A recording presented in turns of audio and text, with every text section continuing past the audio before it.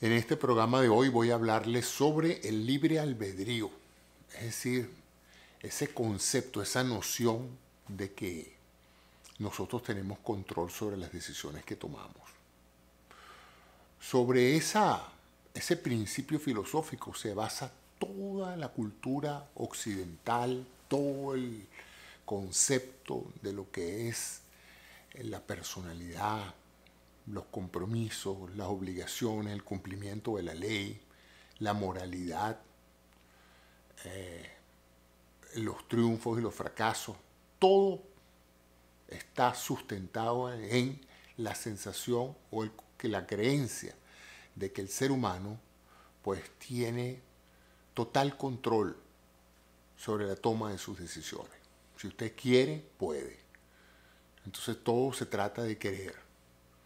Y querer es una decisión individual. Si usted quiere bajar de peso, usted baja de peso. Si usted quiere ser rico, usted se hace rico. Si usted quiere vivir una vida larga, usted puede vivir una vida larga.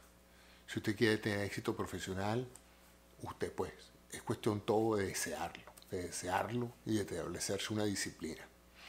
Como ustedes comprenderán, sobre esto se ha escrito muchísimo y sobre esto está basado todo. Todo código penal, todo castigo al comportamiento humano está basado en el hecho de que las personas son responsables de sus acciones. Sin embargo, también ha sido motivo de gran reflexión para los filósofos, entender si de verdad todos nosotros podemos decidir ser lo que queremos ser, lo que pensamos ser. Si el cerebro tiene realmente la posibilidad de escoger lo que queremos ser. Porque ciertamente, lógicamente, razonablemente, pensaríamos que así es. Que todo lo que yo les estoy diciendo es producto de que yo quiero decírselos a ustedes, de que yo le di una orden de una u otra manera a mi cerebro de escoger los argumentos que estoy presentándoles a ustedes, de utilizar esta cámara, de utilizar este ambiente. Todo esto lo escogí yo. Y he podido escogerlo de otra manera y eso es totalmente mi libre albedrío.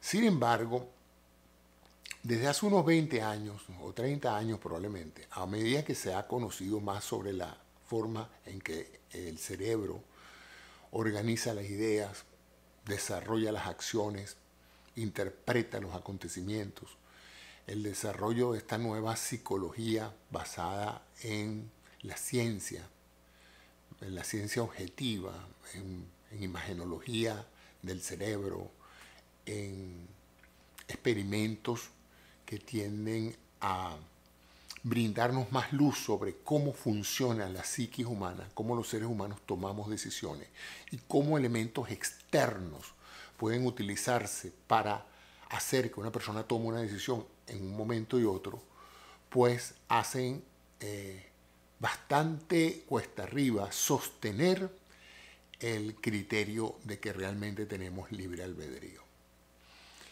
El gran filósofo Schopenhauer dijo una frase que ejemplifica esto, y fíjense que esto tiene más de 100 y pico de años que lo dijo, y él comentó que uno tenía la capacidad de escoger lo que deseaba, pero no tenía la capacidad de desear lo que escogía. Un concepto interesante que vamos a reflexionar un poco. El poder desear lo que uno puede escoger. En otras palabras, teniendo varias opciones, uno escoge una de esas opciones. Y en ese sentido, sí tenemos libre albedrío. Donde no tenemos libre albedrío es en la capacidad de decidir qué decisiones podemos tomar. Es decir, podemos decidir sobre nuestras opciones, pero no sobre nuestras decisiones. Las decisiones están dadas por una combinatoria de la manera en que está estructurado genética y evolutivamente nuestro cerebro, por las pasadas experiencias y por las influencias recientes sobre nuestra forma de pensar.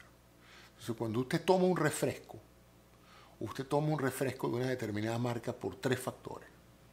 La primera, porque usted cree que necesita tomarse el refresco porque piensa que tiene sed. Eso es una señal biológica, ¿verdad? Cierto desbalance hídrico le reporta al cerebro la necesidad de tomar más agua, más líquido.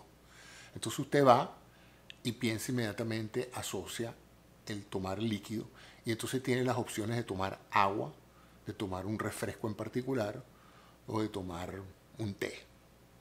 Entonces usted sobre esas 3 opciones va a tomar la decisión de tomarse una Coca-Cola. Usted se toma una Coca-Cola ya, no tanto porque usted decidió tomarse la Coca-Cola, aunque aparentemente podría uno decir que claro, ¿no? Yo podía haber tomado agua, sí, usted ha podido haber tomado agua, pero las personas que trabajan en mercadeo saben que ellos pueden influir a tal nivel que ellos pueden establecer una altísima probabilidad de que cuando usted tenga sed, usted prefiera tomarse un refresco de una determinada marca y no tomar el agua. Sin embargo, por otras razones biológicas, hay personas que van a rechazar cualquier refresco independientemente de que tengan o no exposición a la publicidad de ese producto. Y eso les da una idea de lo complejo que es el proceso de toma de decisiones humanas y de por qué uno no puede realmente, en muchos casos, decir que la decisión que tomó es producto de su libre albedrío, sino que está condicionada por una serie de elementos biológicos, genéticos y influenciados por la realidad que lo rodea. Y esa es la base pues, del mercadeo y de las ventas, y esa es la base que hace que en un momento dado cualquier persona pueda influir en otra para producir o estimular una determinada decisión. Las religiones han utilizado ese proceso a través de siglos. Y usted pues ha decidido una determinada religión, no tanto porque la haya decidido, tiene un factor biológico, hay personas que tienen mayor tendencia a tener fe, y otras personas que son menos susceptibles a tener fe en el sentido espiritualmente, la base espiritual. Eso es genético, hay personas que simplemente no tienen tanta sensibilidad a la parte espiritual, otras personas son muy susceptibles de esto. Luego viene la herencia cultural. Usted probablemente tiene la religión no que usted escogió, sino que escogieron sus padres. Y sus padres no tampoco la escogieron, sino la escogieron sus abuelos y así para atrás. Entonces usted literalmente hereda una religión como parte pues, de su cultura, del lugar donde nació en el planeta, del tipo de familia donde usted viene. Y sobre eso usted no tuvo ningún tipo de criterio, ¿no? Claro, usted puede más adelante decir, bueno, yo voy a dejar de ser cristiano, voy ahora a convertirme al judaísmo o al budismo.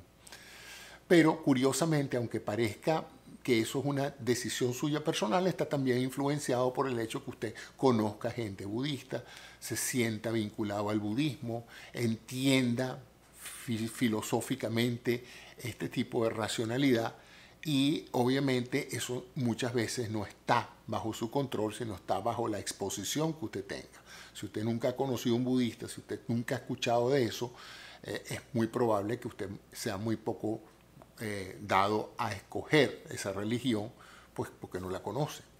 Entonces, esto crea grandes conflictos y más sobre la base reciente que se ha observado en la neurofisiología y en las ciencias del cerebro, de cómo funciona el cerebro, que demuestran que esta sensación racional que nosotros tenemos de que escogemos algo es realmente un mito, que en realidad el cerebro escoge un curso de acción y después nos los notifica y entonces nosotros creamos una narrativa que nos haría pensar racionalmente que la idea se nos ocurrió primero y que las acciones neurofisiológicas que produjeron la idea vinieron después. Y es todo lo contrario. Todos los experimentos que se están haciendo permiten suponer que incluso hasta 5 y 6 minutos antes de que uno se haga consciente de una idea que se le está ocurriendo a uno, ya el cerebro pues estaba generando los impulsos eléctricos y la liberación de neuroquímicos necesarios para que esa idea se hiciera consciente. Bueno, ¿qué más les puedo decir? Que esta aceptación de que el libre albedrío no es tan libre como parece, que es una ilusión que nos da nuestro cerebro, crea grandes planteamientos filosóficos. Por ejemplo, todas las personas que cometen un crimen son realmente culpables del crimen en el sentido de que han podido haber escogido otro curso de acción, o son producto de una serie de tendencias genéticas naturales más cambios estimulados por la sociedad, niveles de violencia, exposición a situaciones externas duras y difíciles que terminan pues de una manera alterando la química del cerebro. Yo recuerdo una película venezolana que se llama ¿Cómo se hace un delincuente? Y es interesante porque cuando uno entiende un poco la vida que estos muchachos de barrios llevan, en muchos casos desde que nacen, expuestos a una violencia, a un entorno social, físico y humano extremadamente agresivo, no puede menos que entender por qué ellos son agresivos y letales. Y es que son un producto, una respuesta al ambiente en que fueron criados. Si usted agarra a ese mismo muchacho y lo saca y lo pone en otro contexto social, obviamente ese muchacho no va a escoger ese tipo de comportamientos. Entonces, ¿cuál fue realmente el libre albedrío de ese muchacho que entró a un banco, atracó el banco y después por el puro gusto terminó matando al cajero y terminó matando a 4 o 5 clientes que estaban en el banco con una hazaña y un grado de deshumanización enorme? Bueno, esa es la razón por la cual hoy por hoy, en muchos casos, no es que se tiende a desinculpar a la persona, porque hay todo un aparato legal y judicial y social que pretende castigar al culpable de los crímenes, pero la gente que trabaja en esto ciertamente sabe que ese tipo de conducta puede no estar totalmente bajo el control del delincuente. Bueno, esas eran las reflexiones que tenía hoy en relación con el libre albedrío, que es un término que con frecuencia pues me llama mucho la atención. Y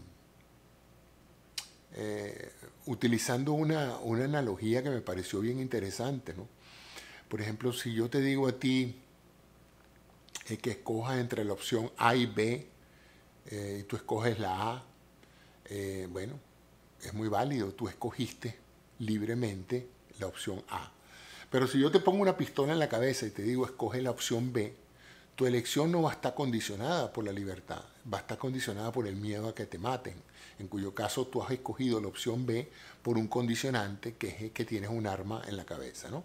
Entonces, esto es una excelente metáfora para hablar de cómo uno a veces también tiene muchas otras armas que en un momento dado condicionan tu respuesta y que no están ligadas necesariamente a la libertad que tú tienes, sino que en muchos casos, pues, por ejemplo, tú votas por un determinado partido porque tú estás rodeado de gente que vota por ese partido y no quieres dejar de formar parte de esa comunidad. Entonces, para formar parte de esa comunidad y sentirte cómodo y no sentirte ajeno a esa comunidad, entonces tú optas por decidir hacer algo que tú en realidad no quieres hacer, pero que haces forzado por la presión del grupo. Entonces ahí tienen otro perfecto ejemplo de cómo a veces es difícil pensar que haya un ser humano que tenga total libertad de escoger lo que se propone hacer. Me gustaría escuchar sus comentarios en relación con esto y sigamos pues con estos programas de Diario Un Sexalicente. Gracias por su atención y hasta un nuevo episodio de Diario Un Sexalicente. Gracias por su atención. Chao.